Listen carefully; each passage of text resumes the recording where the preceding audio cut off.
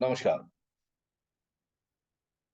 नवग्रहों में सूर्य ग्रह को सबसे प्रथम ग्रह माना गया है। सूर्य को राजा कहा जाता है। नवग्रहों में राजा है। उसी प्रकार सूर्य को आत्मा भी कहा जाता है। तो अगर मैं ये कहूं कि जन्म पत्रिका को देखकर यह पता कैसे लगाया जाए कि व्यक्ति की आत्मा कहां है, यानी व्यक्ति अपनी आत्मा में किस संबंध को रचा करके बैठा है, किन संबंधों से वह ज्यादा प्यार करता है। आज हम संबंधों के बारे में इस वीडियो में चर्चा करेंगे। मेरा नाम आचार्य डॉक्टर शशि कुमार है। मैं संस्थापक हूं गरुड़ कॉलेज का, जिसका पूरा नाम है गरुड़ कॉलेज ऑफ वैदिक एस्ट्रोलॉजी और वास्तु। गरुड़ कॉलेज की ओर से आज मैं वीडियो लेकर के आया हूं। बीच में कुछ जरूरी कारणों की वजह से वीडियोज रुक गई थी, जिसको हम अब दोबारा शुरू कर रहे हैं और आपके लिए लाभदायक वीडियोज लगातार लेकर के आते रहेंगे। तो इस वीडियो के दौरान हम आज ये सीखेंगे कि व्यक्ति की आत्मा कहां रहती है। चैनल को सब्सक्राइब कर लीजिए, जिससे कि आपको वीडियोस टाइम टू टाइम मिलती रहे, और लाइक जरूर कीजिए, शेयर जरूर कीजिए। तो आइए शुरू करते हैं। जैसा मैंने पहले बताया कि नवग्रह में सूर्य को आत्मा का कारक कहा गया है। तो इसका मतलब है, अगर हम देखें कि जो जन्म पत्रिका के 12 भाव हैं, सूर्य जहां पर स्थित होंगे वहां पर व्यक्ति की आत्मा का झुकाव ज्यादा, या व्यक्ति की आत्मा उसी ओर रहेगी। जन्म पत्रिका पर एग्जाम्पल के साथ देखते हैं। हर भाव के बारे में आपको बताऊंगा। तो आइए चलते हैं एग्जाम्पल की ओर।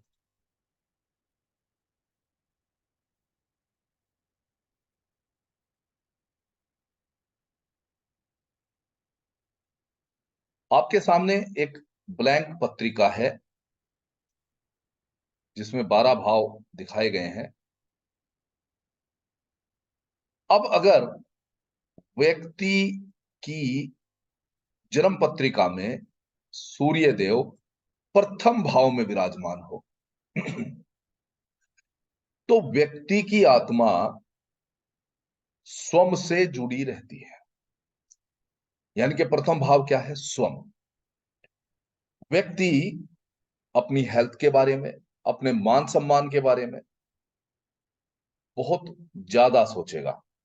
उसकी आत्मा बार बार इन्हीं चीजों पर लगी रहेगी। या तो फिर गवर्नमेंट से संबंधित कार्यों के बारे में सोचेगा, और व्यक्ति के अंदर लीडरशिप क्वालिटी को हमेशा ऊंचा रखने की भावना रहेगी। बात करते हैं दूसरे भाव की। अगर व्यक्ति की जन्म पत्रिका में सूर्य देव दूसरे भाव में विराजमान है, तो व्यक्ति हमेशा अपने परिवार के बारे में सोचता रहेगा। उसकी आत्मा परिवार में लगी रहेगी। उसकी आत्मा हमेशा बैंक बैलेंस की ओर देखती रहेगी। उसकी आत्मा अच्छे भोजन की ओर जाएगी, और उसकी आत्मा अच्छा और प्रभावशाली बोलने की ओर जाएगी। क्योंकि दूसरा भाव परिवार है, कुटुंब है, सेविंग्स है, या बैंक बैलेंस है। इसके अलावा जो आभूषण हैं वो भी दूसरे भाव से देखे जाते हैं। यानी कि जो सोना चांदी इनसे संबंधित जितने भी आभूषण हैं वो दूसरे भाव से देखे जाते हैं। तो इसलिए व्यक्ति की आत्मा अगर सूर्य दूसरे भाव में है तो इन सब चीजों में लगी रहेगी।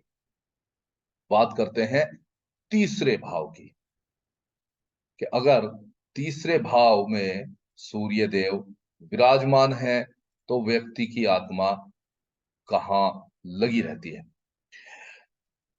व्यक्ति की आत्मा कम्युनिकेशन में लगी रहेगी, लोगों से मेल जोल बढ़ाना ज्यादा अच्छा लगेगा। जो अड़ोस पड़ोस के लोग हैं उनके साथ संबंध स्थापित करने में उसको ज्यादा आनंद आएगा।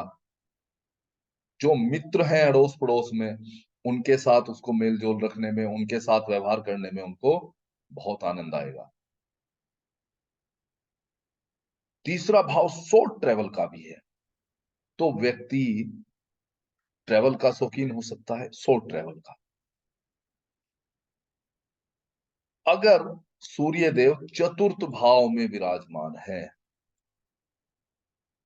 तो व्यक्ति की जो आत्मा है वो घर के अंदर रहती है, कि मेरा घर कितना बड़ा हो, मेरे घर का मेन गेट बहुत बड़ा हो, और मेरे पास जो गाड़ी हो वो भी बड़ी हो।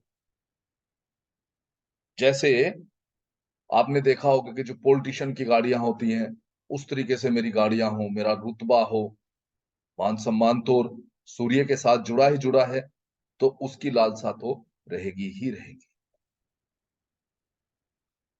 पंचम भाव में अगर सूर्य बैठे तो आत्मा कहाँ रहेगी?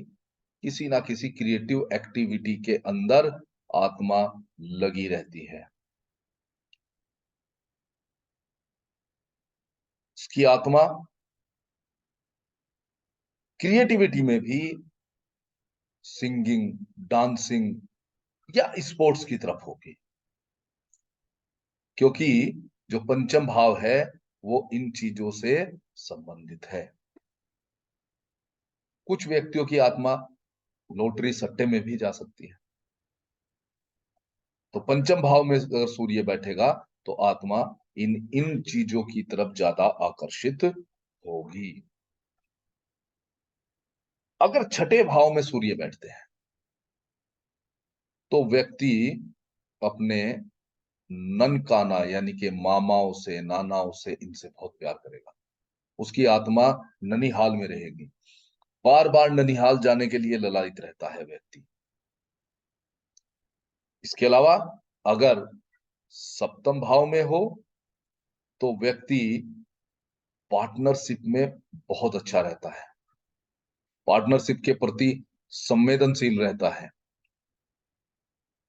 उसकी आत्मा पत्नी में लगी रहती है, अपनी पत्नी को आत्मा में बसा करके रखता है, उससे बहुत प्यार करता है। हाँ, ये बात दूसरी है कि सप्तम हाउस में बैठने से पत्नी का व्यवहार कैसा होगा, लेकिन स्वयं व्यक्ति की आत्मा हमेशा पत्नी में लगी रहेगी। अष्टम भाव में अगर सूर्य बैठता है तो व्यक्ति की आत्मा ससुराल पक्ष में ज्यादा रहती है, ससुराल से पक्ष से संबंध स्थापित करने में, बार बार ससुराल की यात्रा करने में उसको बड़ा आनंद मिलता है। नवम भाव में सूर्य है तो आत्मा धार्मिक कार्यों में रहेगी, हायर एजुकेशन में रहेगी, धार्मिक यात्राओं में रहेगी, बड़ा आनंद मिलेगा इन सब कार्यों को करके।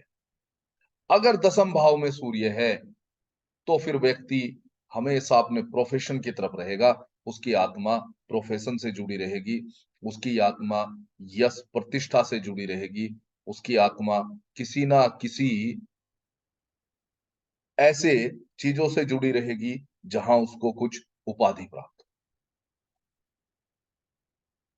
इसी प्रकार अगर 11वें भाव में सूर्य बैठता है तो फिर आत्मा लाभ की ओर जाती है, कि मुझे हमेशा हर जगह से लाभ प्राप्त हो। उसकी आत्मा उसके दोस्तों में बसी रहती है, उसकी आत्मा उसके जो बड़े भाई हैं उनके साथ रहती है, इसके अलावा अगर 12वें भाव में सूर्य है तो व्यक्ति विदेश से कनेक्ट रहने की कोशिश करता है, विदेश यात्राओं की करने की कोशिश करता है, या तो उसे विदेश की चीजें बहुत पसंद होती है।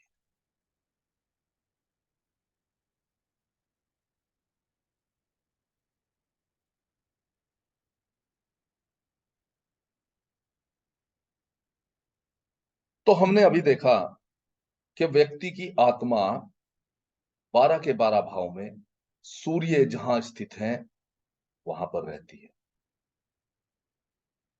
वीडियो पसंद आई हो तो लाइक जरूर करें, शेयर जरूर करें, और कॉलेज से कांटेक्ट करने के लिए मोबाइल नंबर 7319474077 पर कांटेक्ट कर सकते हैं। हमारे कॉलेज में समय समय पर लगातार अलग अलग प्रकार के ज्योतिष, वास्तु से संबंधित कोर्स चलते रहते हैं। आप उनको करने के लिए भी कॉलेज से संपर्क कर सकते हैं। आपने वीडियो को अंत तक देखा, इसके लिए बहुत बहुत धन्यवाद।